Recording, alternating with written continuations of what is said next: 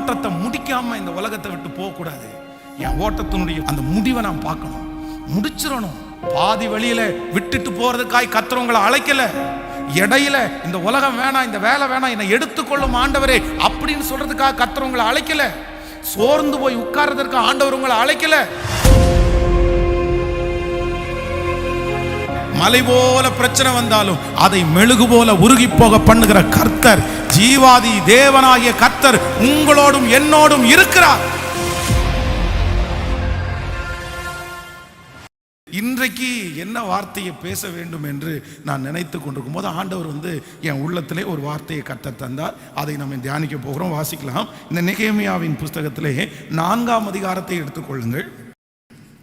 4ஆம் அதிகாரம் 16வது வசனத்திலிருந்து நம்ம வாசிக்க போகிறோம். நெகேமியாவின் புஸ்தகம் 4ஆம் அதிகாரத்திலே 16வது வசனத்திலிருந்து நம்ம வாசிக்கலாம். எல்லாரும் சேர்ந்து வாசிப்போம். அன்று முதற்கொண்டு என் வேலைக்காரரில் பாதி பேர் வேலை செய்தார்கள், பாதி பேர் ஈட்டியையும் பரிசையும் வில்லுகளையும் கவசங்களையும் பிடித்து நின்றார்கள். அதிகாரிகள் யூதா வம்சத்தார் எல்லாருக்கும் பின்னாக நின்றார்கள். அலங்கத்தை கட்டுகிறவர்களும் சுமை சுமக்கிறவர்களும் சுமை ஏற்கிறவர்களும் அவரவர் ஒரு கையினாலே வேலை செய்து மறு கையினாலே ஆயுதம் பிடித்திருந்தார்கள். இன்னொரு விஷயம் கூட 14வது வசனத்திலிருந்து வாசிக்கலாம். அதை நான் பார்த்து எழும்பி பிரபுக்களையும் அதிகாரிகளையும் மற்ற ஜனங்களையும் நோக்கி அவர்களுக்கு பயப்படாதிருங்கள்.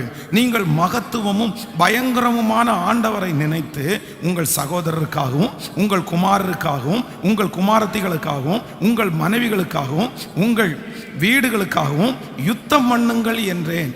எங்களுக்கு செய்தி தெரிய வந்தது என்றும் தேவன் அவர்கள் ஆலோசனையை அபத்தமாக்கினார் என்றும் எங்கள் பகைஞர் கேட்டபோது நாங்கள் எல்லாரும் அவரவர் தங்கள் வேலையை செய்ய அலங்கத்திற்கு திரும்பினோம். அந்நாள் முதற்கொண்டு என் வேலைக்காரரில் பாதி பேர் வேலை செய்தார்கள், பாதி பேர் ஈட்டியையும் பரிசையும் வில்லுகளையும் கவசங்களையும் பிடித்து நின்றார்கள். அதிகாரிகள் யூதா வம்சத்தார் எல்லாரும் பின்பாக நின்றார்கள். அலங்கத்திலே கட்டுகிறவர்களும் சுமை சுமக்கிறவர்களும் சுமை ஏற்கிறவர்களும் அவரவர் ஒரு கையினாலே வேலை செய்து மறு கைகளினாலே ஆயுதம் பிடித்திருந்தார்கள். ஆமென் சொல்லுங்கள். ஆண்டவருடைய பிள்ளைகளே, இந்த சம்பவம் என்ன அப்படின்னா, இந்த நெகேமியாவுக்கு விரோதமாய் இங்கே வேலை செய்கிறவர்களுக்கு விரோதமாய் சன்பல்லாத்து தொபியா இப்படிப்பட்ட ஆட்கள் எழும்பி அந்த வேலையை எப்படியாவது நிறுத்தணும் அப்படின்னு அவங்க பிரயாசம் எடுக்கிறாங்க. இந்த வேலை நடக்கக்கூடாது, அவங்களுக்குள்ள பயங்கரமான பொறாமைகள் வருகிறது. நீங்கள் இதுக்கு முன்பாக வாசிப்பீர்களே, ஆனால் இதுக்கு முன்னாடியே கிட்டத்தட்ட அவங்க பல இடிந்து கிடக்கிற இடத்தை வாசல்களை அவங்க கட்டிட்டே வர்றாங்க. ஒவ்வொரு இடமும் கட்டி முடிய எதிரில் இருக்கிற பொறாமை பிடித்த அந்த மனிதர்களுக்கு தாங்கலை. இல்லை இந்த வேலையை நம்ம நடக்க விடக்கூடாது, இந்த வேலையை இப்போவே ஸ்டாப் பண்ணணும் அப்படின்னு முயற்சி எடுத்து இவங்க ஒன்றுன்னா பண்ணிட்டு இருக்காங்க. கடைசியில் இவர்களுக்கு ஒரு பெரிய பிரச்சனை இந்த இடத்துல வருகிறது. ஆனால் இந்த நெகேமியா ஒரே ஒரு முடிவு எடுக்கிறாரு. நீங்கள் எவ்வளோதான் என்ன பிரச்சனை பண்ணுங்க, நீங்கள் எவ்வளோதான் எனக்கு விரோதமாக எழும்புங்க, ஆனால் நான் ஒன்று மட்டும் செய்ய மாட்டேன். எக்காரணம் கொண்டும் தொடங்கின இந்த வேலையை பாதியில் நான் நிறுத்தவே மாட்டேன். இந்த இடத்துல வேதம் சொல்லுகிறது, இவர்களை வேலை செய்ய விடாமல் தடுக்கிறாங்க. வேலை செய்ய விடாமல் தடுக்கும் போது ஒரு டீமை அவன் கூப்பிட்டு எல்லாருடைய கையிலையும் ஒரு ஆயுதம். கட்டட வேலை செய்யும் போது 2 கையினாலையும் தான் வேலை செய்யணும், ஒத்த கையினால வேலை செய்ய முடியாது. ஒத்த கையினால வேலை செய்கிறவங்க இந்த கட்டட வேலை செய்யும்போது ஒத்த கையில் யாராவது வேலை செஞ்சாங்கன்னா அவங்கள நடத்துகிற உரிமையாளர்கள் தான் அவங்கள சத்தம் போடுவாங்க. ஏண்டா சோம்பேறி, 2 கையிலையும் தூக்க முடியாதா, அதை 2 கையிலையும் எடுத்துகிட்டு வர முடியாதா? பொதுவாக கட்டட வேலை செய்வதற்கு 2 கரங்களும் நமக்கு தேவைப்படும். ஆனால் இப்போ இருக்கிற சிச்சுவேஷன் இவர்களுக்கு விரோதமாய் கொல்லுவதற்கு, இவர்களுக்கு விரோதமாய் வருவதற்கு ஒரு பெரிய கூட்டம் காத்திருக்கிறது. சண்டை போடுறதுக்காக இவங்க வேலையை எப்படியாவது இவங்களை கொன்று உயிரை எடுத்தாவது இவங்க வேலையை நிறுத்தணும் அப்படின்னு அவங்க பிளான் பண்றாங்க. அப்போ இந்த நெகேமியா எல்லாருடைய கையிலையும் ஒரு ஆயுதத்தை கொடுத்து, வேதம் சொல்லுது, ஒரு கையில ஆயுதத்தை பிடிச்சிட்டு இன்னொரு கையினால வேலை செஞ்சாங்களாமா. ஒரு கையில வேலை செஞ்சாங்களாமா. நம்மவா இருந்தா என்ன பண்ணியிருப்போம் அப்படின்னு சொன்னா, ரொம்ப பெரிய பிரச்சனையா இருக்குது. ஓயாமல் இவங்க பிரச்சனை பண்ணிகிட்டே இருக்காங்க. கொஞ்ச நாளைக்கு வேலையை நிறுத்தி போடலாம், ஒரு 10 நாள் தாண்டி செய்வோம், ஒரு 20 நாள் தாண்டி செய்வோம், எல்லாம் செட்டில் ஆகட்டும், இவங்களோட போராட முடியாது, நம்ம எப்படி ஒரு கையினால் செய்கிறது, அதெல்லாம் வேண்டாம் அப்படின்னு நாம இருந்தால் கண்டிப்பாக அந்த வேலையை கொஞ்ச நாளாக ஆற போட்டிருப்போம், இல்லை கொஞ்ச நாள் தள்ளி வச்சிருப்போம். ஆனால் நெகேமியா அவனிடத்தில் இருந்த ஒரு அபிஷேகம் என்ன அப்படின்னா, இல்லை இல்லை, என் உயிரே போனாலும் நான் தூங்காமல் இருந்தாலும் நான் ஆரம்பித்த வேலையை நான் என்ன பண்ண மாட்டேன்னா நிறுத்தவே மாட்டேன். இன்றைக்கு ஆண்டவர் இந்த காலை வேளையில் நம்மோட என்ன பேசுறார் அப்படின்னா, உங்களுக்கு நிறைய தரிசனங்கள். இன்னைக்கு நிறைய பேர் தாங்கள் ஆரம்பித்த காரியத்தை ஏன் ஜெயிக்க முடியல, ஏன் வெற்றி அடையலை, அவங்க ஏன் ஒரு இடத்துல போய் உட்காரல, அவங்களுடைய பிஸ்னஸ் ஏன் வெற்றி அடையலை அப்படின்னா வேற எதுவுமே காரணம் இல்லை. எல்லாவற்றையும் ஆரம்பித்து நிறைய பேர் பாதியிலே விட்டுறாங்க. 50 தொழில் ஆரம்பித்தேன் சார், 25 தொழில் ஆரம்பித்தேன் சார், 10 இடத்துல வேலைக்கு போனேன் சார், 20 இடத்துல வேலைக்கு போனேன் சார். இல்லை, இப்படிப்பட்ட காரியத்தை ஆண்டவருடைய பிள்ளைங்க சொல்லக்கூடாது. ஒரு காரியத்தை ஆண்டவர் உங்களுக்கு திறந்து தந்து ஒரு காரியத்தில் நீங்கள் காலடி எடுத்து வைப்பீர்களே ஆனால் அதில் எவ்வளவு போராட்டம் வந்தாலும் அந்த இடத்துல கர்த்தர் என்ன ஆசீர்வதிப்பார் என்கிற ஒரு பெரிய நம்பிக்கை ஆண்டவருடைய பிள்ளைகளுக்கு தேவை. நமக்கு ஏன் ஆசீர்வாதங்கள் தூரம் போகுது அப்படின்னா, நம்ம நிறைய பேர் புடுங்கி நடப்படுகிறோம். இன்றைக்கு இந்த இடத்துல இருக்கிறோம், 10 நாள் தாண்டி இன்னொரு இடத்துல புடுங்கி நடப்படுகிறோம். ஒன்று நினைத்து கொள்ளுங்கள், உங்களுடைய வியாபாரம் நஷ்டமாகிறதா, உங்கள் தொழிலில் நீங்கள் எதிர்பார்த்த அளவு வருமானம் உங்களுக்கு கிடைக்கலையா, நீங்கள் வேலை செய்கிற இடத்துல உங்களுக்கு திருப்தி இல்லையா, நீங்கள் அவ்வளோதான், எனக்கு இந்த இடத்துல திருப்தி இல்லை, எனக்கு இந்த இடத்துல எதிர்காலம் இல்லை அப்படின்னு நினச்சி உடனே அதை நிறுத்திடக்கூடாது. ஏனென்றால் சில ஆரம்பங்களை கர்த்தர் தான் உங்களுக்கு தர்றாரு, சில இடங்களில் ஆண்டவர் தான் உங்களை கொண்டு போய் உட்கார வைக்கிறாரு, சில இடங்களிலே சில வாய்ப்புகளை கொடுத்து சிலதை கர்த்தர் ஆரம்பிக்க பண்ணுகிறார். கர்த்தர் ஆரம்பிக்க பண்ணுவாரே ஆனால் எந்த சூழ்நிலை வந்தாலும் அந்த இடத்துல உங்களை உயர்த்துறதற்கு கர்த்தர் வல்லவரா இருக்கிறார். நீங்க எடுக்க வேண்டிய ஒரே தீர்மானம், நான் எக்காரணம் கொண்டும் நான் என்ன பண்ண மாட்டேன்னா அதை ஸ்டாப் பண்ணவே மாட்டேன், நிறுத்தவே மாட்டேன். ஒருவேளை இன்றைக்கு இந்த சத்தத்தை கேட்கிறவர்கள் நஷ்டம் அடைஞ்சிருக்கலாம். பாஸ்டர், ஏகப்பட்ட பணத்தை நான் அதில் கொட்டிட்டேன், எத்தனையோ லட்சங்களை அதில் போட்டேன், நான் ஆரம்பித்த நாள் முதற்கொண்டு நஷ்டத்தை தான் பார்க்குறேன், நான் லாபத்தை பார்க்கவே இல்லை. உங்களை மாதிரி நான் நினச்சேன், இல்லை இதில் நிறுத்தக்கூடாது, நம்ம தொடர்ந்து ஓடணும், நம்ம இன்னும் கொஞ்சம் செலவு பண்ணுவோம், இப்படி நான் கடன்காரன் ஆனனே தவிர அதுலேருந்து ஒரு பெரிய வெற்றியை பார்க்கலன்ற ஒரு சந்தேகம் மனதுக்குள்ளே எழும்புமே. ஆனால் நான் சொல்கிறேன், பணத்தை கடன் வாங்கி நீங்க அதில் இன்வெஸ்ட்மெண்ட் பண்ண வேண்டாம். அதில் சோதனைகள் வரும்போது, குறைவுகள் வரும்போது நீங்கள் உங்களுடைய மனசை தைரியப்படுத்தி ஆண்டவரோட இணைந்து உங்களுடைய சரீர பலத்தை அதற்காக நீங்கள் பயன்படுத்தி அதை டெவலப் பண்ணணும். இல்லை அதை நான் நிறுத்தக்கூடாது, ஏதாவது ஒரு விதத்தில் நீங்க செஞ்சிட்டு இருக்கணுமே தவிர நிறுத்துகிறது ஒரு தலைவனுடைய அழகே இல்லை. ஆமேன் சொல்லுங்க. அது ஊழியமா இருக்கலாம், அது எந்த காரியமா இருக்கலாம், ஆரம்பிச்சதை அதை முடிகிற வரைக்கும் கொண்டு போகிற அபிஷேகத்தை கர்த்தரிடத்துல நம்ம கேட்டு பெற்றுக்கொள்ளணும். நம்மகிட்ட இருக்கிற ஒரு மிகப்பெரிய பலவீனம் என்ன அப்படின்னா, எல்லாத்தையும் ஆரம்பிச்சு விடுறோம், ஜெபத்தை ஆரம்பிச்சு விடுறோம், பைபிள் ரீடிங் ஆரம்பிச்சு விடுறோம். ஆனால் ஆரம்பிக்கிறது மட்டும்தான் நம்ம செய்கிறோமே தவிர நம்ம யாரும் முடிக்கிறது இல்லை. ஆனால் வேதம் சொல்லுகிறது, ஆரம்பத்தை விட ஒரு காரியத்தினுடைய துவக்கத்தை பார்க்கலாம் கர்த்தர் முடிவின் பேரிலே பிரியமா இருக்கிறார். நீ ஆரம்பிக்கிறது பெருசு இல்லப்பா, நீ ஆரம்பிக்கிறது பெருசு இல்லை, முடிவு வரைக்கும் நீ அதிலே இருக்க வேண்டும். இன்றைக்கு ஒரு தீர்மானம் எடுங்க. நஷ்டப்பட்ட காரியங்கள், நீங்கள் நிறுத்தின எல்லா காரியங்களையும் நீங்கள் சீர்தூக்கி பார்த்து, இல்லை அதற்காக நான் இன்னும் கொஞ்சம் உழைப்பை நான் செலவு பண்ணுவேன், அதற்காக இன்னும் கொஞ்சம் ஜெபத்தை நான் செலவு பண்ணுவேன், அதற்காக இன்னும் கொஞ்சம் நான் யோசிக்க ஆரம்பிச்சிருவேன், அதற்காக கொஞ்சம் தூங்காமல் இருந்து அந்த காரியத்தை செஞ்சு திரும்பி அதையெல்லாம் கிளியர் பண்ணுங்க, அதெல்லாம் தட்டி எடுங்க. நான் சொல்றேன், நம்முடைய தேவனாகிய கர்த்தர் உங்களோடு கூட இருப்பாரே ஆனால் நீங்க எந்த இடத்துல போனாலும் என்ன செஞ்சாலும் அதுல கர்த்தருடைய கரம் இருக்குமே ஆனால் உங்களை அதுல ஆசீர்வதிக்கிறதற்கு கர்த்தர் வல்லவராய் இருக்கிறார். இன்றைக்கு இந்த ஜெபத்துல யாரோ ஒருத்தர் நினைச்சிட்டு இருக்கலாம், நான் நிறுத்த போறேன் பாஸ்டர், இதுக்கு மேல நான் ஓட மாட்டேன், இதுக்கு மேல நான் தொடர மாட்டேன், இதுக்கு மேல தொடரக்கூடிய சக்தி என்னிடத்துல இல்லை. நான் நம்புறேன், இல்லை இல்லை இல்லை இல்லை, கர்த்தர் கொடுத்ததை நிறுத்தாதீங்க, கர்த்தர் கொடுத்ததை நிறுத்தாதீங்க. நீங்க உட்கார்ந்து யோசிங்க, இந்த காலத்துக்கு தகுந்த மாதிரி எப்படி பண்ணலாம், இந்த காலத்துல என்ன செய்யலாம், எப்படி பண்ணுனா இதை முன்னேற்ற முடியும், பணமே இன்வெஸ்ட் பண்ணாம இதை மேல கொண்டு வர்றது எப்படி, இதை நிறுத்தாம கொண்டு போறது எப்படின்னு நீங்க தேவ சமூகத்துல உட்கார்ந்து யோசிங்க. நிச்சயமா சொல்றேன், கர்த்தர் உங்களுக்காக யுத்தம் பண்ணி அந்த காரியத்தை வாய்க்க பண்ணி உங்களோடு கூட இருந்து ஒரு வெற்றியை உங்களுடைய கண்கள் பார்க்கும்படி ஆண்டவர் உதவி செய்கிற வல்லவராய் இருக்கிறார். எத்தனை பேர் ஆமோதிக்கிறீங்க? கைகளை மேலே உயர்த்தி சொல்லுவோம், ஆண்டவரே எனக்கு ஒரு கிருபை கொடுங்க. எதை ஆரம்பித்தாலும் பாதி வழியில் நான் விடக்கூடாது.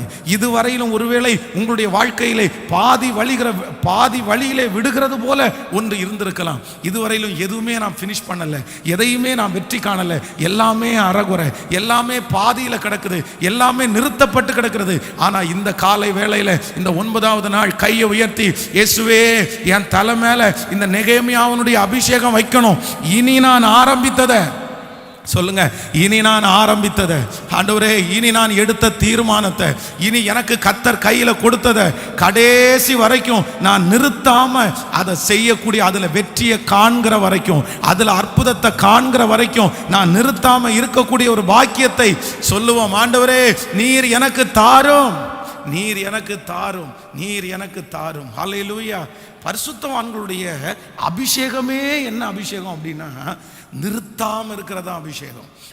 ஒரு மிகப்பெரிய ஊழியக்காரர் கிராமத்தில் ஊழியம் செய்யும் போது, அந்த ஊழியத்தை செய்து கொண்டிருக்கும் போது பக்கத்தில் இருக்கிறவங்க எல்லாம் வந்து பயங்கரமாக பிரச்சனை பண்ணி அவர் கட்டின சர்ச்சை வந்து இழுத்து மூட பண்ணினார்கள். அந்த சர்ச்சில் வந்து கிட்டத்தட்ட ஒரு 15 ஃபேமிலி வந்துட்டு இருந்தாங்க. எல்லாம் உடஞ்சிருச்சு. அந்த இடத்துல வந்து ஆராதனை நடத்தக்கூடாதுன்னு சொல்லி அவங்க எல்லாம் அவரை வந்து போலீஸ் ஸ்டேஷனில் பிடிச்சிட்டு போய் அவர்கிட்ட வந்து லெட்டரில் சைன் வாங்கிட்டாங்க. இனி இந்த இடத்துல நான் ஆராதனை நடத்த மாட்டேன் அப்படின்னு. இவரும் அந்த இடத்துல வந்து அந்த சைன் அந்த போட வேண்டிய ஒரு சூழ்நிலைக்கு தள்ளப்பட்டார். இல்லை அப்படின்னா அந்த பிரச்சனையை சால்வ் பண்ண முடியாதுன்னு அங்கே இருக்கிற அரசு தலைவர்கள் எல்லாம் பயங்கரமாக அவரை மிரட்டிட்டாங்க. உடனே இவர் லெட்டர் எழுதி, சரி இந்த இடத்துல நடத்தலை அப்படின்னு லெட்டர் எழுதி கொடுத்துட்டாரு. லெட்டர் எழுதி கொடுத்துட்டு இந்த 15 பேரையும் கூட்டி ஒரு இடத்துல ஆராதனை பண்ணதுக்கு தடை பண்ணாங்கல்ல, அந்த 15 பேரையும் ஒரு இடத்துக்கு கூப்பிட்டு சொன்னார், இனி ஒரு இடத்துல சர்ச்சு கிடையாது, இனி 15 இடத்துல சர்ச்சு. உங்க ஒவ்வொருத்தருடைய வீட்டிலையும் நான் சர்ச்சை நடத்த போறேன். ஒரு வீட்டுக்கு 5 பேரை நம்ம ஆதாயப்படுத்தினா போதும் அப்படின்னு அவருடைய ஊழிய எல்லையை அப்படியே விரிவாக்கி 15 வீடுகள்லையும் ஒரு பிரேயர் ஆரம்பிச்சிட்டாரு. ஒரு பெரிய கிருபை, 3 வருடத்துக்குள்ள அந்த 15 இடத்துலையும் சேர்த்து கிட்டத்தட்ட 300 பேர் ஆயிட்டாங்க. டோட்டலாக 300 பேர். இந்த 300 பேரும் சேர்ந்து பணத்தை கொடுத்து அவுட்டரில் ஒரு இடம், சொந்தமான ஒரு இடத்தை வாங்கி அந்த இடத்துல சர்ச்சு கட்டி இன்றைக்கு ஒரு மிகப்பெரிய தேவாலயமாய் அந்த தேவாலயம் கட்டப்பட்டிருக்கிறது. ஆமேன். இந்த இடத்துல எனக்கு ஊழியம் இல்லை, இந்த இடத்துல ஒரே எதிர்ப்பாக இருக்குது, சரி வேணாம் போயிடலான்னு ஒருவேளை நிறுத்தி போயிருந்தாருன்னா அந்த மகிமையை அவருடைய கண்கள் பார்த்துருக்கவே முடியாது. ஆண்டவருடைய பிள்ளையே, சோதனை வரத்தான் செய்யும், அவமானம் வரத்தான் செய்யும், நம்மளை துட்ட தான் செய்வாங்க, நம்ம தலை மேலே கொட்ட தான் செய்வாங்க. ஆனால் நீங்கள் அங்கே கண்டினியூ பண்ணுவதற்காக அது அனுப்பப்படுறதல்ல. உங்களை எப்படியாவது அந்த இடத்துல இருந்து கிளப்பலாம், அந்த இடத்துல விட்டுட்டு நீங்கள் ஓடுவீங்கன்னு முடிஞ்ச வரைக்கும் ப்ரெஷர் வரும். ஆனா ஆண்டவருடைய பிள்ளைங்க கவனமா இருக்கணும். இல்ல இது எனக்கு கர்த்தர் கொடுத்த இடம், கர்த்தர் என்ன பார்க்கிறாரு, ஆண்டவர் என் கூட இருக்கிறாரு, இது நான் சாதாரணமா ஆரம்பிக்க முடியாது, இதை துவங்க பண்ணினவர் கர்த்தர், அந்த வாஞ்சையை கொடுத்தவர் கர்த்தர், என்ன நடத்துவார்னு நம்பிக்கையோட இருங்க. நான் நம்புறேன், நிச்சயமாய் கர்த்தர் உங்களை வெற்றி காண ஒரு அற்புதத்தை செய்வார். உங்களுடைய கண்கள் அதிலே ஒரு பெரிய வெற்றியை காணும் என்று நான் நம்புகிறேன். ஹல்லேலூயா. அந்த அபிஷேகத்தை கேட்டு பெற்றுக்கொள்ளணும். நீங்கள் யோசேப்பை குறித்து வேதம் சொல்லுகிறது, போத்திபாருடைய வீட்டிலே இருக்கும்போது சின்சியரா வேலை பார்த்தவன், அங்க இருக்கிற எல்லாத்தையும் ஒழுங்குபடுத்தினான். இவன் போனதற்கு பிறகு அந்த காரியங்கள் எல்லாம் ஒழுங்குபடுத்துறதை பார்த்து அவனுடைய எஜமானன் அவனை பார்த்த உடனே ஆச்சரியப்பட்டாரம்மா, சே இவ்வளோ சின்ன பையன் இவ்வளோ அழகா செய்யறானேன்னு சொல்லி தன்னுடைய வீட்டில் இருக்கிற மொத்த பொறுப்பையும் அவருடைய கரத்தில் கொடுத்தாரு. இப்போ அங்கே ஒரு பிரச்சனை வருது. அங்க இருந்து சிறைச்சாலையிலே தள்ளப்படுகிறார்.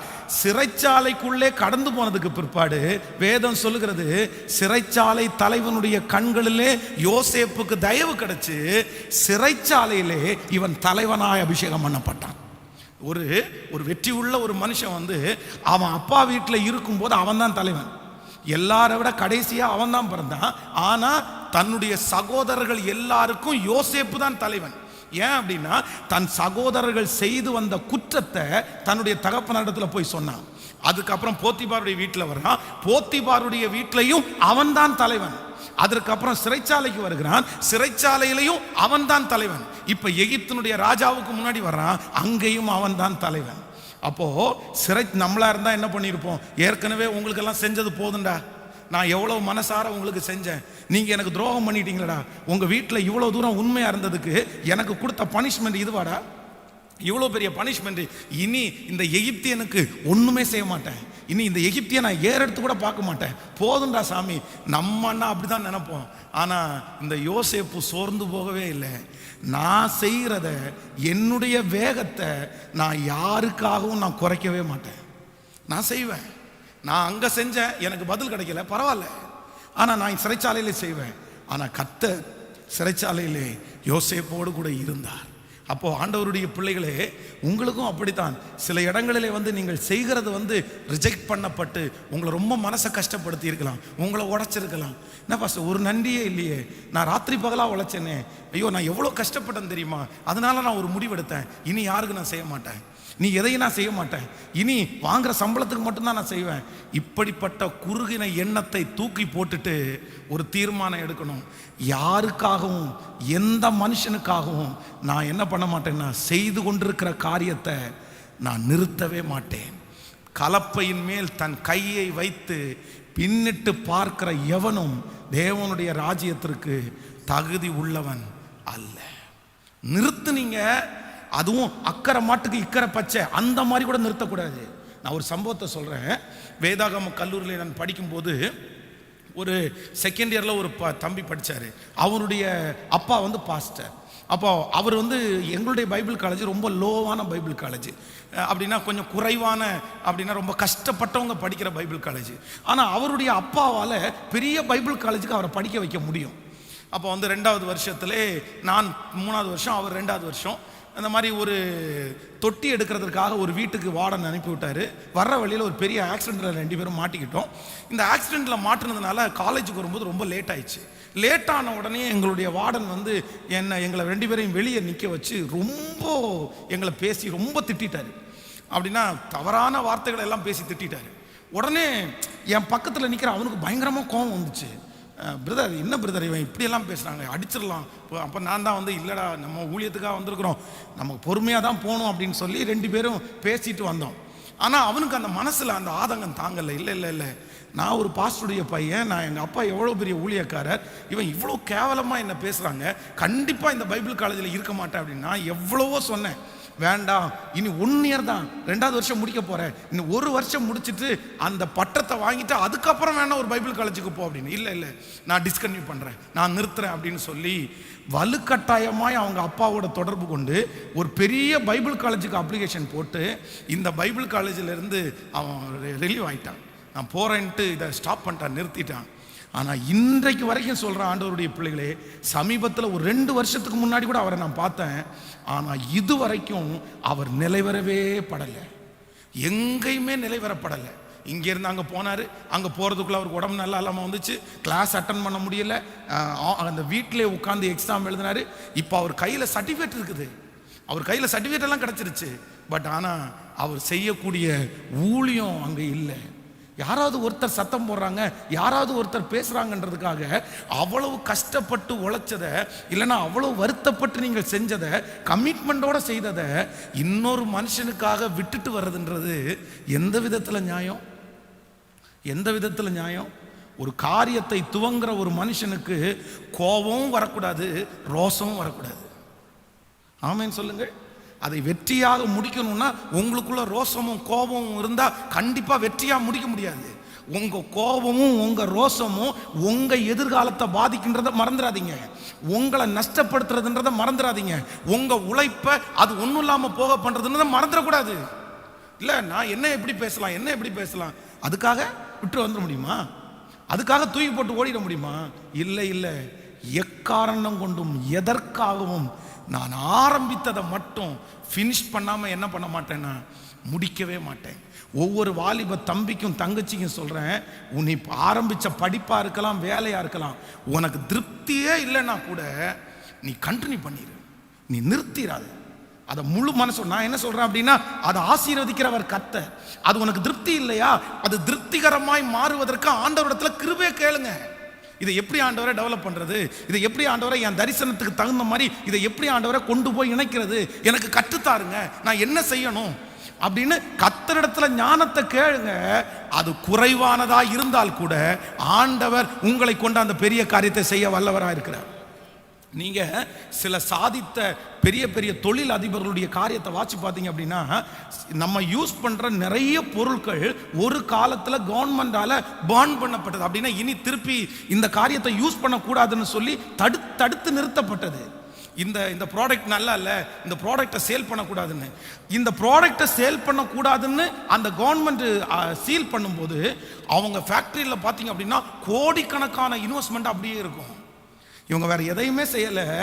மேலே இருக்கு பாருங்க அந்த ஸ்டிக்கரு, அந்த ஸ்டிக்கரை உரிச்சு வெளியே போட்டுட்டு புதிய நெய்மில் புதிய ஸ்டிக்கரை வாங்கி ஒட்டி அதை வேற பிராண்டில் விற்க ஆரம்பிச்சிட்டாங்க.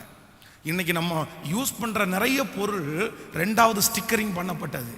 நான் சொல்றேன், தீமை அப்படி செய்ய வேண்டாம். ஒரு உலகத்தான் தனக்கு நஷ்டமாக கூடாதுன்னு சொல்லி கவர்மெண்டே இது அதை தடுத்து நிறுத்தினா கூட இல்லை இல்லை இல்லை நான் அதை விட மாட்டேன், என்னுடைய நஷ்டமாயிரும் அப்படின்னு சொல்லி திரும்ப அதை யோசிச்சு திரும்ப அதை மாடிஃபை பண்ணி அதே பொருளை நம்மிடத்துல விற்கிறாங்க. அப்படின்னா நான் சொல்றேன், ஆண்டவருடைய பிள்ளைங்க சில காரியத்தில் ஞானமாக தான் இருக்கணும். பிசாசுனுடைய ஒரு மிகப்பெரிய தந்திரமே என்ன அப்படின்னா, நீங்க ஆரம்பிச்ச காரியத்தை தொடரக்கூடாதுன்றதுல அவன் ரொம்ப கவனமா இருப்பான், ரொம்ப கவனமா இருக்கு. நீங்க கடந்து வந்த பாதையை பாருங்க, ஒவ்வொரு பாதையிலையும் நீங்க ஆரம்பிச்சதுல நீங்க நிறுத்துறதுக்கு ஒரு போராட்டம் வந்துட்டே இருக்கும், ஸ்டாப் பண்றதுக்கு ஒரு போராட்டம் வந்துட்டே இருக்கும். ஆனா ஒரு வெற்றியுள்ள தலைவன் தலைவி யார் அப்படின்னா, இல்லைங்க நான் எந்த சூழ்நிலை வந்தாலும் இல்லை கர்த்தரே வேணா எடுத்துக்கட்டும், கர்த்தரே வேணா மூடி போட்டோம், ஆனா நான் அதை என்ன பண்ண மாட்டேன்னா ஸ்டாப் பண்ணவே மாட்டேன். சூழ்நிலைக்கு தகுந்தது போல வேற மாதிரி டெவலப் பண்ணிட்டு போகணுமே தவிர ஸ்டாப் பண்ணவே கூடாது. ஆமேன்னு சொல்லுங்கள். ஹல்லேலூயா. எத்தனை பேர் ஆமோதிக்கிறீங்க?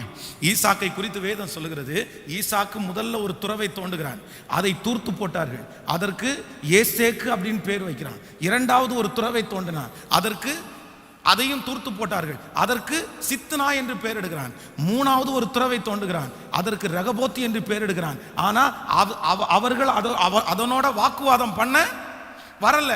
நீங்க அதுக்கப்புறம் திருப்பியும் வாட்சி பார்த்தீங்க அப்படின்னா அடுத்தொரு துறவை தோண்டினான், அடுத்தொரு துறவை தோண்டினான், அடுத்தொரு துறவை தோண்டினான்.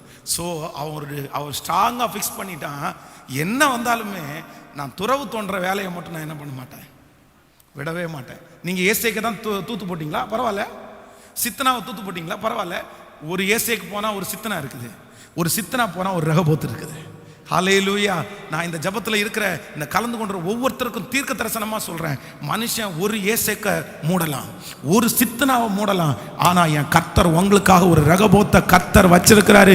அந்த கர்த்தர் வச்சிருக்கிற ரகபோத்தை யாருமே அழிக்க முடியாது, யாருமே தூர்த்து போட முடியாது. அங்கே உங்களோட வழக்காடுகிறவர்கள் இல்லை, அங்கே உங்களோட எதிர்ப்பவர்கள் இல்லை, அங்கே கர்த்தர் உங்களோடு கூட இருக்கிறார். அங்கதான் கர்த்தர் உங்களுக்கு பெருக்கத்தை கட்டளையிட போறாரு, அங்கதான் கர்த்தர் உங்களுக்கு உயர்வை கட்டளையிட போறாரு.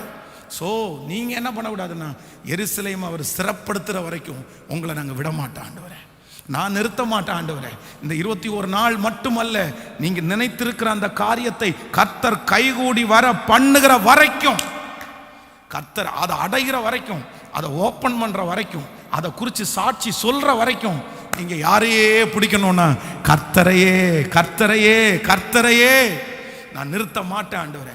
யாக்கோபை குறித்து வேதம் சொல்லுகிறது, அவனுக்கு எப்பவுமே தான் முன்னேறணும் அப்படின்ற ஒரு எண்ணம் அவனுடைய மனசுல இருந்துட்டே இருக்கும். பாருங்க, சமைச்சிட்டு இருக்கிறான், கூழ் சமைச்சிட்டு இருக்கிறான், அவங்க அண்ணங்காரன் வந்து சாப்பாடு கேட்குறான். சாப்பாடு கேட்கும்போது இவன் என்ன சொல்றான் அப்படின்னா, சரி நான் உனக்கு கூழ் கொடுக்குறேன், சேஷ்ட புத்திர பாகம் எனக்கு தர முடியுமா அப்படின்னா, சின்ன வயசுலயே நல்லா வரணும், நம்ம எல்லாருக்கும் முன்னாடி சாட்சியா வாழணும், நம்ம ஒரு பெரிய வசதி உள்ளவங்களா இருக்கணும் அப்படின்ற ஒரு எண்ணம் வந்து அந்த தரிசனம் சின்ன வயசுலயே இருக்குது. ஆனா திடீர்னு மாமனார் வீட்டுக்கு வந்த உடனே பார்த்தீங்க அப்படின்னா அவன் வந்து கொஞ்சம் தடுமாற்றம் அவனுக்குள்ள வருது. அந்த பொம்பளை பிள்ளைங்களை பார்த்த உடனே அதுக்கு ஒரு 7 வருஷம் அப்படியே வந்து கஷ்டமாகுது. ஆனால் இப்போ அவன் மாமனாரை கூப்பிட்டு கேட்க சொல்கிறாரு, ஏற்கனவே என் சம்பளத்தை 10 விசை ஏமாத்திட்டீங்க, நான் வந்து 2 பிள்ளைகளுக்காக கிட்டத்தட்ட 14 வருஷம் உங்களுக்கு நான் உழைச்சேன், ஆனால் இப்போ என்னுடையதாவது எனக்கு வேணும். உடனே அவங்க மாமனார் சொல்றாரு, சரி நீ வந்ததுக்கு பிறகு நிறைய ஆசீர்வாதம் வந்துச்சுன்றத குறிப்பினால அறிஞ்சிருக்கிறேன், உனக்கு என்ன வேணும், உனக்கு என்ன ஷேர் வேணும்? உடனே அவன் என்ன சொல்லுவானா, எனக்கு ஷேர் எல்லாம் வேணாம், எனக்கு ஒரு தொழிலை கொடுங்க, நான் உங்களுக்கு முன்னாடி தனியாக ஆடு மேய்க்கிறேன், நீ உங்களுடைய ஆடுகளையும் தனியாக மேய்க்கிறேன், என்னுடையதை நான் வச்சுக்கிறேன், உங்களுடைய நீங்கள் வச்சுக்கோங்க. அவனுடைய கடின உழைப்பு, அவனுடைய ஞானமான உழைப்பு மாமனாரை விட 10 வருஷம் சம்பளத்தை ஏற்றினாரு, 14 வருஷம் அவங்க 2 பிள்ளைகளுக்காக வேலை செஞ்சாரு. அடுத்து இருக்கிற ஷார்ட் டைமில் அவரை விட இவர் பெரிய ஆளாயிட்டார். ஏன் அப்படின்னா, ஒரே தரிசனம், நான் வந்த நோக்கம் வேற, ஆனால் இடையில டிஸ்டர்ப் ஆயிட்டேன். ஆனால் அதை நான் என்ன செய்ய மாட்டேன்னா, நிறுத்த மாட்டேன், ரீகலெக்ட் பண்ண ஆரம்பிச்சிருவேன். அந்த மூடப்பட்ட துறவுகளை எல்லாம் ஒவ்வொரு தேவனுடைய பிள்ளைகளும் இப்பொழுது தோண்ட ஆரம்பிங்க. நான் செய்வேன் ஆண்டவரே. இது நிறைய பேருக்கு தீர்க்க தரிசனமான செய்தி. சோர்ந்து போகாத மகளே, உடைந்து போகாத மகளே, அவமானங்கள் நிந்தைகளை பார்த்து உன்னுடைய மனதை தளர விடாத, தொடர்ந்து ஓடு, கர்த்தர் உன் கூட இருக்கிறார்ன்றதை ஆண்டவர் நிரூபிக்கிறார். ஹல்லேலூயா. இந்த வேதத்தை, இந்த சம்பவத்தை எனக்கு வாசிக்கும் போது, அதை வாசிக்க எனக்குள்ள ஒரு பெரிய ஆனந்தம் வந்துச்சு. அப்படின்னா இந்த தேவனுடைய மனுஷன் நெகேமியா நிறுத்துறதற்காக இவனுக்கு என்னென்ன போராட்டம் வந்துருச்சு அப்படின்றத நான் நேற்றைக்கு இரவில் கொஞ்சம் தியானிச்சுட்டே இருந்தேன். அப்போ வாசிக்கும் போது நீங்கள் வாசிக்கலாம். நெகேமியா 2ஆம் அதிகாரத்தில் 18-19 வாசிக்கும் போது, 18ஆம் நெகேமியாவின் புஸ்தகம் 2ஆம் அதிகாரம் 18வது 19வது வசனத்தை வாசிக்கலாம். என் தேவனுடைய கரம் என்மேல் நன்மையாய் இருக்கிறதையும் ராஜா என்னோட சொன்ன வார்த்தைகளையும் அவர்களுக்கு அறிவித்தேன். அப்பொழுது அவர்கள் எழுந்து கட்டுவோம் வாருங்கள் என்று சொல்லி அந்த நல்ல வேலைக்கு தங்கள் கைகளை திடப்படுத்தினார்கள். ஓரேனியனாகிய சன்பல்லாத்தும் அம்மோனியனாகிய தொபியா என்னும் ஊழியக்காரனும் அரேபியனாகிய கேஷியமும் இதை கேட்டபோது எங்களை பரியாசம் பண்ணி எங்களை நிந்தித்து, நீங்கள் செய்கிற இந்த காரியம் என்ன, நீங்கள் ராஜாவுக்கு விரோதமாக கலகம் பண்ண போகிறீர்கள் என்றான். கவனிங்க, இது நம்பர் 1 ஃபர்ஸ்ட் டைம். என்ன அப்படின்னா, அவன் ஆரம்பிச்ச உடனே அப்பதான் ஆரம்பிக்கிறாரு. வெளியூர்ல இருந்து வந்து தன்னுடைய மனசுல தரிசனத்தை வச்சு, இப்போ அந்த தரிசனத்தை எல்லார்கிட்டையும் ஷேர் பண்ணி, இந்த மாதிரி அலங்கம் இடிஞ்சு கிடக்குது, நம்ம எல்லாம் எழுந்து கட்டுவோம் அப்படின்னு சொன்ன உடனே எல்லாருமே அங்க இருக்கிறவங்க கை கொடுத்து, சரிங்க உங்களோட நாங்க நிக்கிறோம், எழுந்து கட்டுவோம்னு எல்லாரும் சொன்ன அடுத்த நிமிஷத்துல ஆரம்பிக்கும் போதே, ஆரம்பிச்ச உடனே அவன் என்னதான் சந்திக்கிறான் அப்படின்னா, எதிர்ப்பை தான் சந்திக்கிறான். நம்மளா இருந்தா ஒரு காரியத்தை துவங்கும் போது ஒரு எதிர்ப்பு வந்துச்சுன்னா என்ன நினைப்போம் அப்படின்னு சொன்னா, அவ்வளோதான், இந்த காரியம் கர்த்தருக்கு சித்தம் இல்லை. ஆரம்பித்த உடனே இவ்வளோ பெரிய எதிர்ப்பு. முடிக்கும்போது என்ன பண்ணுவாங்க, ஐயோ வேணாப்பா சாமி, நமக்கெல்லாம் போராடவே முடியாதுப்பா, நம்ம விட்டுட்டு போயிடுவோம். ஆனால் வேதம் சொல்லுது, அவன் தொடங்கின அன்னைக்கே பிரச்சனை ஆரம்பிக்குது. ஆனால் அந்த பிரச்சனையை கண்டுக்கவே இல்லை, தொடர்ந்து அந்த வேலையை செய்கிறதற்கு தன்னுடைய இருதயத்தை சாய்த்து விட்டான். ஆண்டவருடைய பிள்ளையே, தொடங்கின உடனேயே, உங்களுக்கு ஆரம்பிச்ச உடனே, அந்த தரிசனத்தை சொன்ன உடனே ஒருத்தர் ஆப்போசிட்டா பேசலாம், எதிர்ப்பா பேசலாம், மைனஸா நெகட்டிவா பேசலாம். சோர்ந்து போகாதீங்க, சோர்ந்து போகாதீங்க. இல்லை, என்னை ஆரம்பிக்க பண்ணினவர் என்னை முடிக்க பண்ணுவதற்கும் வல்லவராயிருக்கிறார். இப்போ ஆரம்பிச்ச உடனே பிரச்சனை பண்ணாங்களா, அதுக்கப்புறம் பாருங்களேன், இப்போ கிட்டத்தட்ட ஒரு 5 வாசலை கட்டி முடிச்சிருவாங்க. அந்த பாதி மட்டும் ஏறிடும். பில்டிங் காம்பவுண்ட் சுவரில் அலங்கம் கிட்டத்தட்ட பாதி வேலையை முடிச்சிருவாங்க. நீங்கள் 3ஆம் அதிகாரத்தில் எடுத்துக்கொள்ளுங்கள். 3ஆம் அதிகாரம் 1வது வசனத்தை வாசிக்கும் போது, அப்பொழுது பிரதான ஆசாரியனாகிய எலியாப்சீமின் அவன் சகோதரனாகிய ஆசாரியரும் எழுந்து ஆட்டு வாசலை கட்டினார்கள். 3வது வசனத்தை வாசிங்க. மீன் வாசலை அசனையாவின் குமாரன் கட்டினான், அதற்கு உத்திரம் பாவி, அதற்கு கதவுகளையும் பூட்டுகளையும் தாழ்பால்களையும் போட்டான். நீங்கள் அப்படியே 13வது வசனத்தை வாசிங்க. 3ஆம் அதிகாரம் 13வது வசனத்தை வாசிப்பீர்களானால், பள்ளத்தாக்கு வாசலை ஆனூனும் சானோவிக்கின் குடிகளும் பழுது பார்த்து கட்டினார்கள். அப்படியே 14வது வசனம் குப்பை மேட்டு வாசலை, அதுக்கப்புறம் 15வது வசனம் உருணி வாசலை. இப்படி கிட்டத்தட்ட 5 வாசல்களை கட்டி முடிச்சிட்டாங்க. 5 அப்படின்னா ஏறக்குறைய பில்டிங் வேலையில பாதி வேலை முடிஞ்சிருச்சு. இந்த பாதி வேலை முடிஞ்சதுக்கு அப்புறம் திரும்ப அகைன் ஒரு எதிர்ப்பு வருது. பாருங்களேன், ஃபர்ஸ்ட் ஆரம்பிக்கும் போது எதிர்ப்பு வந்துச்சு, ஆனா வேலையை நிறுத்தலை. 2வது பாதியில் ஒரு பிரச்சனை வருது. பாருங்க, 4ஆம் அதிகாரம் 6வது வசனத்தை வாசிக்கும் போது, 4வது அதிகாரம் 6வது வசனம், நாங்கள் அலங்கத்தை கட்டி வந்தோம், அலங்கமெல்லாம் பாதி மட்டும் ஒன்றாய் இணைந்து உயர்ந்தது, ஜனங்கள் வேலை செய்வதற்கு ஆவலாயிருந்தார்கள். ஜனங்கள் எப்படி இருந்தாங்களாமா, இந்த பாதி பில்டிங் பார்த்த உடனே ஜனங்களுக்குள்ளெல்லாம் ஒரே பெரிய சந்தோஷம் வருது. சே, அவ்வளோதான்டா, முடிஞ்சிரும், நம்ம கட்ட ஆரம்பிச்சிட்டோம், பாதி வேலை முடிஞ்சிருச்சு. உடனே ஜனங்களுக்கெல்லாம் ஒரே இன்ட்ரெஸ்ட், இனியும் நம்ம கட்டலாம், வேகமாக கட்டலாம், வேகமாக கட்டலான்னு போது அதுக்கப்புறம் ஒரு பிரச்சனை வருது பாருங்க. அந்த பிரச்சனையில் நீங்கள் 8வது வசனத்தை வாசிப்பீர்களே ஆனால், 4ஆம் அதிகாரம் 8வது வசனம், எருசலேமின் மேல் யுத்தம் பண்ண எல்லாரும் ஏகமாய் வரவும் வேலையை தடுக்கவும் கட்டுப்பாடு பண்ணினார்கள். இப்போ இவர்களுக்கு விரோதமாய் அவர்கள் யுத்தம் பண்றதுக்கு ஆயத்தமாயிட்டாங்க. யுத்தம் பண்றதுக்கு ஆயத்தமாயிட்டாங்க. இல்ல, நாங்க இனி உங்களை விடுறது மாதிரி இல்லை அப்படின்னு. நீங்கள் அடுத்த வசனத்தை அப்படி வாசிக்கும் போது தொடர்ந்து வாசிங்க. ஆனாலும் எங்கள் தேவனை நோக்கி ஜெபம் பண்ணி அவர்கள் நிமித்தம் இரவும் பகலும் ஜாமக்காரரை வைத்து, அப்பொழுது யூதா மனிதர் சுமைக்காரரின் பலன் குறைந்து போகிறது, மண் மேடுகள் மிச்சமா இருக்கிறது, நாங்கள் அலங்கத்தை கட்டக்கூடாது. ஹலோ, 2 வசனத்துக்கு முன்னாடி என்ன சொன்னாங்க? 2 வசனத்துக்கு முன்னாடி அலங்கத்தினுடைய பாதி வேலை நடந்த உடனே இவங்களுக்குள்ள என்ன ஆச்சு? உற்சாகமா இருந்தவங்க இப்ப 2 வசனம் தாண்டி இவங்க எல்லாம் யுத்தம் பண்ண வந்ததுக்கு அப்புறம் வேலைக்காரர்களுடைய சுமை சுமக்கிற வேலை தடைபட்டு மண்மேடுகள் குவியலா நிக்கிறத பார்த்த உடனே இவங்களுக்குள்ள எல்லாருக்குள்ள என்ன வந்துச்சு அப்படின்னா சலிப்பு வந்துருச்சு. ஆனா அவங்க உற்சாகமா இருக்கும் போதும் நெகேமியா வேலையை நிறுத்தல, அவங்க சோர்ந்து போகும்போதும் நெகேமியா வேலையை நிறுத்தவே இல்லை. அவ்வளோதான், மண்மேடுகள்லாம் குவியல் குவியலாக இருக்குது. என்னப்பா பழையது மாதிரி வேலை எதுவும் ஆகலை, போன வாரம் வரைக்கும் ஸ்பீடாக நடந்துருச்சு, எல்லாரும் இன்னும் ஈஸியாக 3 மாசத்துல செய்கிறத ஒரே மாசத்துல முடிப்போன்னீங்க. திடீர்னு எல்லாருடைய மனசும் யுத்தம் பண்ண வந்த உடனே சோர்ந்து போயிடுச்சு. ஆனாலும் இல்லை இல்லை ஆண்டவரே, இந்த வேலை நடந்தேறாதபடி சன்பல்லாத்து தொபியாலாம் விரோதமாக எழும்புறாங்க, எனக்கு ஒரு கிருபை கொடுங்கப்பா, எவ்வளோ எதிர்ப்பு வந்தாலும் நான் இதை தொடர்ந்து செய்யணும் ஆண்டவரே, நான் தொடர்ந்து செய்யணும் ஆண்டவரே, நான் நிறுத்தக்கூடாது ஆண்டவரே, நான் நிறுத்தக்கூடாது.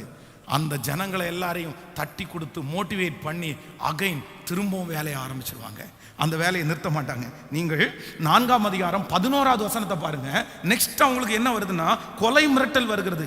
எங்கள் சத்துருக்களோ வென்றால் நாங்கள் அவர்கள் நடுவே வந்து அவர்களை கொன்று போடு மட்டும் அவர்கள் அதை அறியாமலும் பாராமலும் இருக்க வேண்டும் என்று இவ்விதமாய் அந்த வேலையை ஓய பண்ணுவோம் என்றார்கள். ஃபர்ஸ்ட் பிரச்சனை பண்ணாங்க, தடுத்தாங்க, இப்ப கடைசியில் என்ன பண்றாங்க அப்படின்னா கொலை மிரட்டலே விட்டுட்டாங்க. நீங்க அடுத்த வசனங்களை வாசிக்கும் போது அந்த செய்தியை கொஞ்சம் பேர் 10 டைம் சொன்னாங்களாமா. 10 விசை மேல உங்களை கொலை பண்ணுவாங்க, உங்களுக்கு கொலை மிரட்டல் விட்டுருக்காங்கன்னு 10 டைம் மேல. ஆனாலும் ஒரே ஒன்று இல்லை, நான் கண்டிப்பாக என்ன பண்ண மாட்டேன்னா இந்த 4ஆம் அதிகாரம் 14வது வசனத்தை வாசிங்கள். அதை நான் பார்த்து எழும்பி பிரபுக்களையும் அதிகாரிகளையும் மற்ற ஜனங்களையும் நோக்கி அவர்களுக்கு பயப்படாதிருங்கள், நீங்கள் மகத்துவமும் பயங்கரமுமான ஆண்டவரை நினைத்து உங்கள் சகோதரருக்காகவும் உங்கள் குமாரருக்காகவும் உங்கள் குமாரத்திகளுக்காகவும் உங்கள் மனைவிகளுக்காகவும் உங்கள் வீடுகளுக்காகவும் யுத்தம் பண்ணுங்கள் என்றேன். ஹல்லேலூயா! கைகளை அசைத்து ஒரு ஹல்லேலூயா சொல்லுவோம். இத்தனை பிரச்சனை வந்ததுக்கு பிறகும் அவங்கள எல்லாரையும் ஒன்று சேர்த்து அந்த வேலையை ஆரம்பிச்சிட்டாங்க. நம்பர் 1, ஃபர்ஸ்ட் ஆரம்பிக்கும் போதே பிரச்சனை. நம்பர் 2, அது பாதி கட்டி எழும்பும் போது பிரச்சனை. அதற்கு பிறகு உற்சாகம் ஆகும்போது நிறுத்துற மாதிரி ஒரு சூழ்நிலை வருது, அவங்க மனசெல்லாம் சோர்ந்து போகிறது. அதற்கு நம்பர் 4, கொலை மிரட்டல் அவங்களுக்கு வருகிறது. இதில் எதுலையுமே அவன் என்ன பண்ணலை அப்படின்னா தன்னுடைய வேலையை நிறுத்தவே இல்லை. லாஸ்டா பார்த்தீங்க அப்படின்னா அவர்களுக்குள்ளேயே ஒரு பிரச்சனை வருது, அங்க கட்டுறவங்களுக்குள்ளே ஒரு பிரச்சனை. 5ஆம் அதிகாரம் 1-2 நீங்க வாசிப்பீர்களேயானால் 5ஆம் அதிகாரத்தில் எடுத்துக்கொள்ளுங்கள். 5ஆம் அதிகாரம் 1, ஜனங்களுக்குள்ள அநேகரும் அவர்களுடைய ஸ்திரீகளும் யூதர்களாகிய தங்கள் சகோதரர்களின் முறையிடுகிற பெரிய கூக்குரல் உண்டாயிற்று. அது என்னவென்றால் அவர்களில் சிலர் தாங்கள் எங்கள் குமாரரோடும் எங்கள் குமாரத்திகளோடும் அநேகராய் இருக்கிறபடினால் சாப்பிட்டு பிழைக்கும்படிக்கு நாங்கள் தானியத்தை கடனாக வாங்கினோம் என்றார்கள். இப்போ பத்தா குறைச்சலுக்கு சன்பலாத்து தொபியா கேஷேமனுடைய பிரச்சனையை விட இப்ப எங்க பிரச்சனை வருது? உள்நாட்டு கலவரம் வருது, உள்ளுக்குள்ளே சண்டை வருது, உள்ளுக்குள்ள வேலை செய்யறவங்களுக்குள்ளே நிறைய பார்சியாலிட்டி. அங்க கொஞ்சம் பணக்காரங்க இருக்காங்க பாருங்களேன். இந்த எருசலேமினுடைய அலங்கம் இடிக்கப்பட்ட போது கொஞ்சம் சூதானமா இருந்து கிடைச்சதை எல்லாம் சேர்த்துக்கிட்டு தங்களுக்காக வச்சு பணக்காரங்கள மாதிரி இருப்பாங்க பாருங்களேன். அவங்க எல்லாம் கஷ்டப்பட்டவங்களுக்கு வட்டி விட ஆரம்பிச்சிட்டாங்க. எல்லாருக்குள்ளேயும் சண்டை வந்தோடனே இவன் கேள்விப்படுறான், இந்த மாதிரி எங்கள்கிட்டயே இவங்க வட்டி வாங்குறாங்க, நாங்கள் எப்படி அலங்கத்தை கட்டுறது? உடனே அந்த பிரச்சனையும் சமாளிச்சு கடைசி வரைக்கும் கர்த்தருடைய கிருபையை நாடி அந்த அலங்கத்தை எல்லாம் கட்டி முடிக்கிறதுக்கு நெகேமியாவுக்கு கர்த்தர் பலன் தந்தார். ஹல்லேலூயா. ஸோ இன்னைக்கு நம்ம ஒரு கிருபை ஆண்டவரத்தில் கேட்போம், ஆண்டவரை என்ன வந்தாலும் நான் முன்னாடி வச்ச காலை பின்னாடி வைக்க போறது சொல்லுங்க எல்லாருமே. அதை யோசிங்க, அதை ஆண்டவருடைய சமூகத்தில் வைத்து ஞானத்தை கர்த்தரிடத்தில் கேளுங்க. ஆண்டவரே நான் என்ன பண்ணிடக்கூடாதுன்னா நிறுத்த மட்டும் கூடாது. ஹல்லேலூயா. எல்லா காரியத்தை ஆரம்பிக்கும் போதும் உங்களுக்கு வருகிற மிகப்பெரிய எதிரான சக்தி, அதை ஸ்டாப் பண்ணிரு, கண்டினியூ பண்ணிடாதேன்னு சத்துரு சொல்லிட்டே இருப்பான். அபிஷேகமே என்ன அப்படின்னா கண்டினியூ பண்றது தான் அபிஷேகம். ஹல்லேலூயா. நீங்கள் ஒரு வெற்றி அடைய போறீங்கன்றதை எதுல உங்களை கண்டுக்கலாம்னா, நீங்க ஒரு விஷயத்தை கண்டினியூவா, ஒரு நல்ல காரியத்தை ஒரு கண்டினியூவா பண்றீங்க பாருங்களேன், அவங்க தான் தலைவர்களாய் தலைவிகளாய் மாற முடியும். 1000 டேலண்ட்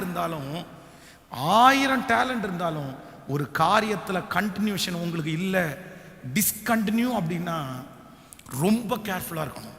சாகிற வரைக்கும் நீங்கள் இதை மறக்கவே கூடாது. டிஸ்கண்டினியூ அப்படின்றது மிகப்பெரிய டேஞ்சர். ஹலோ, ஆண்டவரே சில இடங்களிலிருந்து உங்களை எடுத்து கொண்டு போகலாம், உங்களை வேண்டான்னு தூக்கி கொண்டு போகலாம், உங்களை டிஸ்கண்டினியூ பண்ண வைக்கலாம். ஆனால் நீங்களா சூழ்நிலையை பார்த்து எதையும் டிஸ்கண்டினியூ பண்ணக்கூடாது.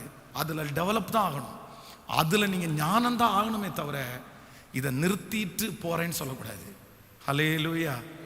இதுவரைக்கும் அப்படிப்பட்ட ஒரு சூழ்நிலையில் நீங்கள் இருக்கலாம்.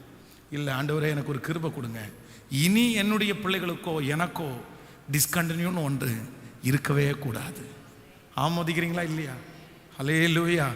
விசுவாசிப்போமா, ஜெபிப்போமா. அதற்காக இன்றைக்கு நான் நினைக்கிறேன், ஆண்டவருடைய பிள்ளையே, வேதாகம கல்லூரியுடைய கடைசி வருடம் படிக்கும்போது இன்னும் அந்த பட்டமளிப்பு விழாவுக்கு ஒரு மாதம் தான் இருக்குது.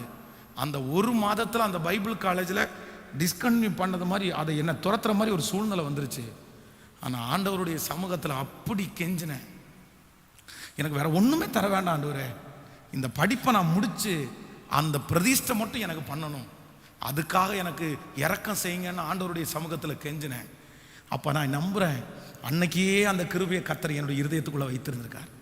2005 வருஷம் இந்த கோயம்புத்தூரில் இந்த ஊழியம் ஆரம்பித்ததற்கு பிறகு இந்த ஊழியத்தை நிறுத்துகிறதற்கு வந்த எதிர்ப்புகள் கொஞ்சம் கிடையாது. ஓடிரு. ஒரு தேவனுடைய மனுஷன், ஒரு ஊழியக்காரர் எனக்கு முன்னாடி வந்து நின்று அப்படியே சொன்னார், பாஸ்டர் ஒரு 100 பேர் இருக்கிறாங்க, அந்த 100 பேரை என் சர்ச்சுக்கு கூட்டிட்டு வாங்க, எனக்கு நல்ல பில்டிங், நல்ல மைக் செட்டு, எல்லா வசதியுமே இருக்குது, அந்த 100 பேரையும் கொண்டு வந்து எங்கள் சர்ச்சில் ஜாயின் பண்ணி விட்டுட்டு எனக்கு அசிஸ்டன்ட் பாஸ்டராக நீங்கள் இருந்துங்க, நான் வெளியூர் போகும்போது நீங்கள் அந்த சர்ச்சை நடத்திடுங்க, உங்களுக்கு எந்த பிரச்சனையும் இல்லைன்னாரு.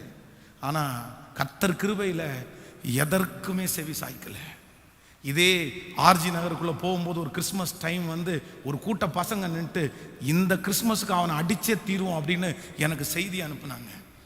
நிறைய பேர் இதை முடிச்சிருவோன்னு சொன்னாங்க. ஆனால் இன்று வரைக்கும் கர்த்தர் கிருபையில் நான் என்னுடைய இருதயத்தில் இல்லை, கர்த்தர் கொடுத்த ஊழியத்தை நிறுத்தவே கூடாது.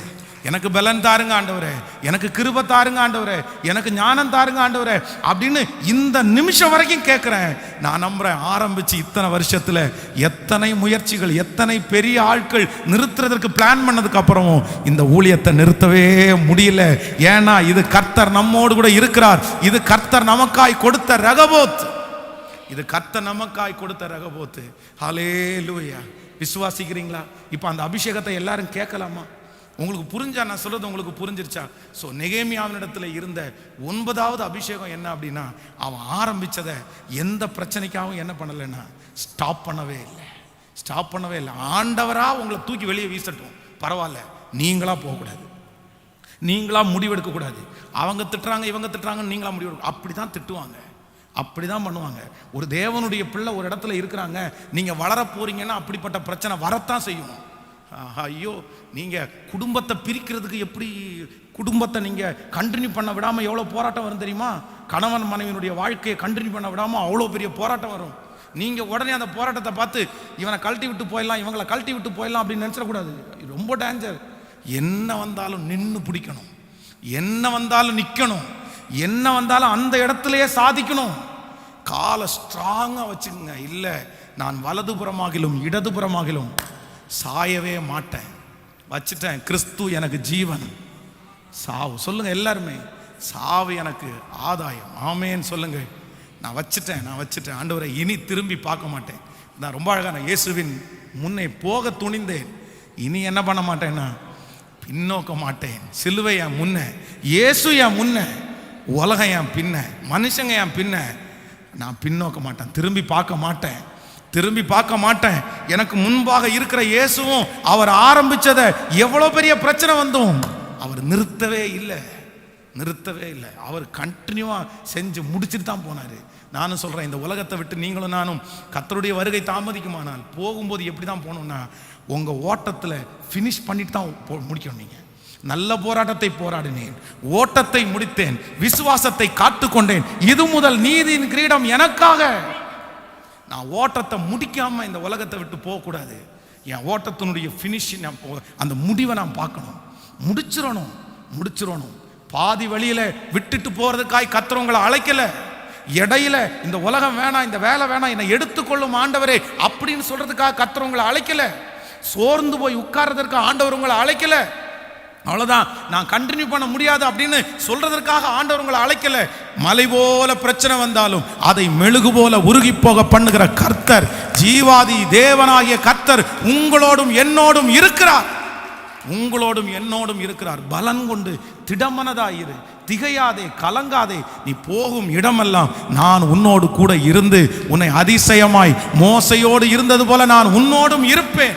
நான் உன்னை விட்டு விலகுவதும் இல்லை, உன்னை கைவிடுவதும் இல்லை. ஹல்லேலூயா. இந்த பாதி வழியில போறதுக்காக ஜெபம் பண்ணக்கூடாது. என்ன எடுத்துருங்க ஆண்டவரே, நான் செத்தா நல்லா இருக்கும், நான் போனா நல்லா இருக்கும், இப்படிப்பட்ட வாயில அந்த வார்த்தை வரவே கூடாது. அந்த வாயில் அந்த வார்த்தை வரக்கூடாது. உங்க ஓட்டத்தை இடையில முடிக்கிறதுக்கு நீங்க ஆசைப்படவே கூடாது. அந்த நீங்க பூரண ஆயுசோட தான் நீங்க மரிக்கணும். கர்த்தரே உங்களை எடுத்துக்கணும். நம்ம வாழ்க்கையை நம்ம முடிக்கிறதுக்கு மனசுல அந்த எண்ணமே வரக்கூடாது. ஒரு வெற்றியை பார்க்காம இந்த உலகத்தை விட்டு நான் போக மாட்டேன் ஆண்டவரே. ஹல்லேலூயா. உங்க பிள்ளைக்காக ஜெபிக்கிறீர்களா? உங்களுடைய வம்சத்திற்காக ஜெபிக்கிறீர்களா? உங்கள் வருமானத்திற்காக ஜெபிக்கிறீர்களா? ஆனா ஒரு பதிலும் காணலையே. ஜெபிக்க நஷ்டத்தை தானே பார்க்குறேன். ஜெபிக்க என் பிள்ளை பின்மாற்றத்துக்கு தானே போறாங்க. இல்லை, கர்த்தர் சீக்கிரம் நியாயம் செய்வார். உங்க முழங்காலுக்கு பதில் உண்டு, உங்க ஜெபத்திற்கு பதில் உண்டு, உங்க விசுவாசத்திற்கு பதில் உண்டு. கர்த்தர் திரும்பவும் நியாயம் செய்வார். கண்டிப்பாக அந்த மகனை கர்த்தர் ரட்சிப்பார், அந்த மகளை ரட்சிப்பார். உன் கைகளை கர்த்தர் ஆசீர்வதிப்பார். உன் கரங்கள் திரும்ப அந்த காரியத்தை பார்க்கும். உன்னுடைய கணவனாரை ரட்சிப்பார். உன்னுடைய குடும்பத்தில் அந்த ரட்சிப்பு நடக்கும். இஸ்ரவேலின் ஜெயபலமானவர், நீ வடிக்கிற கண்ணீரை அவர் மறந்து விடுகிறவர் அல்ல. உன் கண்ணீரை கண்டேன், உன் விண்ணப்பத்தை கேட்டேன் என்று கர்த்தர் வாக்கு கொடுக்கிறார். ஹல்லேலூயா. கையை மேல உயர்த்தி சத்தமா, எனக்கு அந்த கிருபை வேணும். இதுவரைக்கும் டிஸ்கண்டினியூ, இதுவரைக்கும் எதுலையுமே நிரந்தரம் இல்லை. இதுவரைக்கும் எல்லாத்தையுமே பாதி வழியில நான் விட்டுட்டேன். எல்லாமே பாதி வழியில நிக்குது. எதுவுமே என்னுடைய ஓட்டத்தில் ஃபினிஷ் இல்லை. ஆனா இன்னைக்கு ஒரு தீர்மானம் எடுக்கிறப்பா, எதையுமே நிறுத்தாத ஒரு அபிஷேகத்தை எனக்கு தாரும் ஆண்டவரேன்னு சத்தத்தை உயர்த்தி கேளுங்க.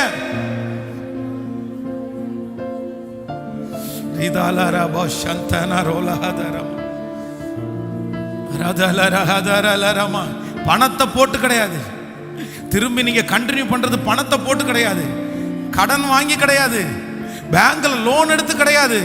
கர்த்தர் உங்களுக்கு ஞானத்தை தருவார். அது பெருசா ஆரம்பிச்சு தோற்று போயிருக்கலாம். நெக்ஸ்ட் சின்னதா ஆரம்பிங்க. ஃபர்ஸ்ட்ல இருந்து அதை துவங்குங்க, ஆரம்பத்துல இருந்து அதை துவங்குங்க, இன்வெஸ்ட்மெண்ட் இல்லாம துவங்குங்க. அதே பேரு, அதே காரியம், அதே இடம், அதே சூழ்நிலை. நான் நம்புறேன், இனி இந்த 21 நாள்ல உங்க கையை பிடிச்சவர் கர்த்தர் அல்லவா? உங்களை அபிஷேகித்தவர் தேவன் அல்லவா? அவர் உங்க கூட வருவார், அவர் உங்க கூட இருப்பார். ஹல்லேலூயா. நன்றி ஆண்டவரே, நன்றி. நன்றி ஆண்டவரே, நன்றி. தொடர்ந்து ஓடு, நீங்க விட்டு விடக்கூடாது. ஹalleluya. நன்றி ஆண்டவரே.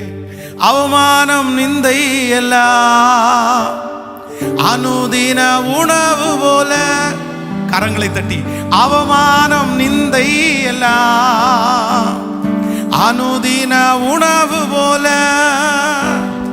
பாழி சொல் எதிர்ப்பு எல்லாம் பலன் தரும் ஊட்டச்சத்து, பாழி சொல் எதிர்ப்பு எல்லாம் பலன் தரும் ஊட்டச்சத்து. கரங்களை மேல தட்டி தொடர்ந்து ஓடு, விட்டு விடாதே, ஜெபம் செய்வதை மறந்து விடாதே. தொடர்ந்து ஓடு, விட்டு விடாதே, பணி செய்வதை நீ மறந்து விடாதே. ஒரு நாளும் வீணாகாது நான் ஓடும் ஓட்டம், நான் செய்யும் ஜெபம் ஒரு நாளும் வீணாகாது, ஒரு நாளும் வீணாகாது. நான் ஓடும் ஓட்டம், நான் செய்யும் ஜெபம் ஒரு நாளும் வீணாகாது, ஒரு நாளும் வீணாகாது. பிடித்துக்கொள் ஜீவ வசனம், பிரகாசி கிறிஸ்து இயேசுக்கா. பிடித்துக்கொள் ஜீவ வசனம், பிரகாசி கிறிஸ்து இயேசுக்கா. நெறிகட்ட சமுதாயத்தில் நான் தானே நட்சத்திரம், நெறிகட்ட சமுதாயத்தில் நான் தானே நட்சத்திரம். இப்ப சேர்ந்து தொடர்ந்து ஓடு, விட்டு விடாதே, ஜெபம் செய்வதை நீ மறந்து விடா. ஓ, தொடர்ந்து ஓடு, விட்டு விடாதே, பணி செய்வதை நீ மறந்து விடாதே. ஒரு நாளும் வீணாகாது நான் ஓடும் ஓட்டம், நான் செய்யும் ஜெபம் ஒரு நாளும் வீணாகாது, ஒரு நாளும் வீணாகாது. ஹalleluya. ஒரு நாளுமே வீணாகாது. நம்ம ஓடுற ஓட்டம், நம்ம செய்கிற ஜெபம், நம்ம பண்ற ஊழியம், நம்ம காலடி எடுத்து வைக்கிறது எதுவுமே வீணா போகவே போகாது. ஹல்லேலூயா. உம்மை உறுதியாய் பற்றி கொண்ட மனதை உடையவர்கள், உம்மை உறுதியாய் பற்றி கொண்ட வச்சிட்டோமா, வாழ்வானாலும் சாவானாலும் அந்த அந்த எண்ணத்தோடயே போயிருங்க, அந்த எண்ணத்தோடயே இருந்துருங்க. எதுனாலும் பார்த்துக்கலாம், சத்ருவா நீங்களான்னு பார்த்துக்கலாம், ஜெயிக்க போறது பிசாசா ஆண்டவருடைய பிள்ளையான்னு பார்த்துக்கலாம். எத்தனை நாள் தான் சோதிக்க முடியும்? ஆண்டவரே எத்தனை நாள் தான் சோதிப்பான்? ரொம்ப நாளெல்லாம் சோதிக்க முடியாது. கர்த்தர் நம்மை பலப்படுத்துவார். நமக்காக பரிதபிக்கக்கூடிய பிரதான ஆசாரியர் நம்மோடு இருக்கிறார். அவர் நமக்காய் நம்ம ஹெல்ப் பண்றாரு. நம்ம சோர்ந்து போகும்போது நம்ம தட்டி கொடுக்குறாரு. இந்த ஜெபம் எதுக்கு தெரியுமா? இந்த முழங்கால் யுத்தம் எதுக்கு தெரியுமா? உங்களை பூஸ்ட் பண்றதுக்காக தான் கர்த்தர் இந்த முழங்கால் யுத்தத்தை வச்சிருக்கிறார். என் பிள்ளை போராடி போராடி சோர்ந்து போனா, இல்லை மகன் நீ ஓடு, நான் கூட இருக்கேன். அப்படிதான் வரும், அப்படிதான் வரும். யாரை எதிர்க்கல, யாரை திட்டல, யாரை அற்பமா நினைக்கல, யாரை தூசிக்கல, எல்லாரையும் அவங்க அப்படிதான் பண்ணாங்க. நம்மளையும் அப்படிதான் பண்ணுவாங்க. அவங்க பண்றதுக்காக நம்ம வேலையை நிறுத்த, நம்முடைய ஓட்டத்தை நிறுத்த வெட்கப்பட்டு நம்ம தான் நிற்போம். இல்லை இல்லை இல்லை, எருசலேமை அவர் ஸ்திரப்படுத்துகிற வரைக்கும் நான் உம்மை அமர்ந்திருக்க விடவே மாட்டேன். ஹல்லேலூயா, ஹல்லேலூயா. உங்களுக்காக ஜெபிக்கிறேன் தகப்பனே. ஆயிரக்கணக்கான பேர் எங்களோட இணைந்து ஜெபிக்கிறார்கள். ஒவ்வொரு வீடுகளிலேயும் ஒவ்வொரு வேலை ஸ்தலங்களிலும் இருந்து இந்த ஆராதனையிலே கலந்து கொண்டே இருக்கிறார்கள். ஆண்டவரே, இன்னும் ஆயிரக்கணக்கான பேர் ஆண்டவரே லைவ்லே இதை பார்க்கணும். ஆண்டவரே, எங்களோட சேர்ந்து ஆராதிக்கணும். ஆண்டவரே, அந்த கிருபையை கர்த்தர் தாரும். ஆயிரக்கணக்கான பேருக்கு இந்த ஜெபங்கள் போய் சேரட்டும். ஆண்டவரே, இதுல எத்தனை பேர் கலந்து கொள்கிறாங்களோ அவ்வளவு பேருக்கும் உங்க ஆசீர்வாதம் அப்படியே திரளாய் திரளாய் திரளாய் திரளாய் திரளாய் பெரியட்டும். எங்களுடைய சபையினுடைய இடத்திற்காக இந்த 21 நாட்களும் உங்க சமூகத்தில் வைக்கிறோம்ப்பா. ப்ளீஸ்ப்பா ஆண்டவர், அது உங்க ஊழியம், ஆனா அதை செய்யணும்னு நாங்க விருப்பப்படுறோம். இந்த பட்டணத்துல எங்கள் தகப்பன்மார், எங்களுடைய முன்னோர்கள் ஏகப்பட்ட பாவத்தை செஞ்சிட்டாங்கப்பா. இப்பவும் அக்கிரமம் நிறைய நடக்குதுப்பா. இந்த பட்டணத்துல ஒரு கூட்டத்தை உங்களுக்காக ஆயத்தப்படுத்துறதுக்காக, எங்களுக்காக அல்ல ஆண்டவரே, எங்க பேருக்காக, எங்க பெருமைக்காக அல்ல, உங்க நாம மகிமைக்காக இந்த பட்டணத்துல, அதுவும் இந்த ரத்னபுரி என்கிறது ரொம்ப மோசமான இடம்னு எல்லாருக்கும் தெரியும். கொலைகளும் கொள்ளைக்காரர்களும் அசுத்த வாழ்க்கைகளும் நிறைஞ்ச இந்த இடத்துல உமக்குன்னு ஒரு ஆலயத்தை கட்டுறதற்கு எங்களை நம்புங்கப்பா, எங்களை நம்புங்கப்பா, எங்களை நம்புங்கப்பா, எங்களை நம்புங்கப்பா, எங்க கைகளை நம்புங்கப்பா. எங்க தேவை கொஞ்சம் இல்ல, ரொம்ப பெருசு. எத்தனை பேர் கொடுத்தாலும் அது நிவர்த்தி ஆகாத அளவுக்கு பெருசு. ஆட்களை எழுப்புங்க சுவாமி, எழுப்புங்க சுவாமி. இந்த 21 நாள் உபவாச இந்த ஜெபம், இந்த முழங்கால் யுத்தம் முடிகிறதுக்குள்ள ஒரு பெரிய மேகத்தை நாங்க பார்க்கணும். இந்த மாதம் நீர் கொடுத்த வாக்கு தத்தத்தின்படி ஆண்டவரே, எங்கள் வெட்டப்பட்ட வாய்க்கால்கள் நிரம்பி வழியணும் ஆண்டவரே, நிரம்பி வழியணும்பா. நாங்க கேட்கிறது உமக்கு சித்தமானால், உமக்கு பிரியமானால் அதை தீவிரமாய் நடப்பியும். இந்த தரிசனத்தில் என் கூட இணைந்திருக்கிற ஒவ்வொரு பிள்ளைகளுக்காய் ஜெபிக்கிறேன். முகம் தெரியாதவர்கள், இதுவரையிலும் பார்த்திராதவர்கள் எத்தனையோ பேர் இந்த தரிசனத்தில் எங்க கூட நிற்கிறாங்களே, அவங்க நல்லா இருக்கணும்ப்பா, அவங்க குடும்பம் நல்லா இருக்கணும்ப்பா, அவங்க பிள்ளைங்க நல்லா இருக்கணும்ப்பா, அவங்க வருமானம் நல்லா இருக்கணும்ப்பா, அவங்க அந்த இடத்துல வந்து காலடி எடுத்து வைக்கணும். உங்க பாதத்தை முத்தம் செய்கிறோம். இனி இருக்கிற நாட்களிலே வார்த்தைகளை தாரும். இதை பிரசங்கம் பண்ணுவதற்கு, இதை நடத்துவதற்கு அடியனுக்கு பலன் தாரும், தொண்டையில பலன் தாரும், சரீரத்தில் பலன் தாரும். உங்க பாதத்தை முத்தம் செய்கிறோம். இயேசுவின் மூலம் ஜெபம் எடுக்கிறோம் நல்ல பிதாவே. என் ஆத்துமாவே கர்த்தரை ஸ்தோத்திரி, என் முழுமே பரிசுத்த நாமத்தை ஸ்தோத்திரி. என் ஆத்துமாவே கர்த்தரை ஸ்தோத்திரி. கர்த்தர் செய்த நம்முடைய ஆண்டவராகிய இயேசு கிறிஸ்துவின் கிருபை, பிதாவாகிய தேவனுடைய அன்பு, பரிசுத்த ஆவியானுடைய அந்யோன்ய ஐக்கியம் நம்மனரோடு மீண்டும் என்றும் சதா காலம் கூட இருப்பதாக. ஆமென். ஹல்லேலூயா, ஹல்லேலூயா. God bless you. ஆண்டவர் உங்களை ஆசீர்வதிப்பார். இந்த நாள் உங்களுக்கு ஆசீர்வாதமான நாளாய் அமையட்டும்.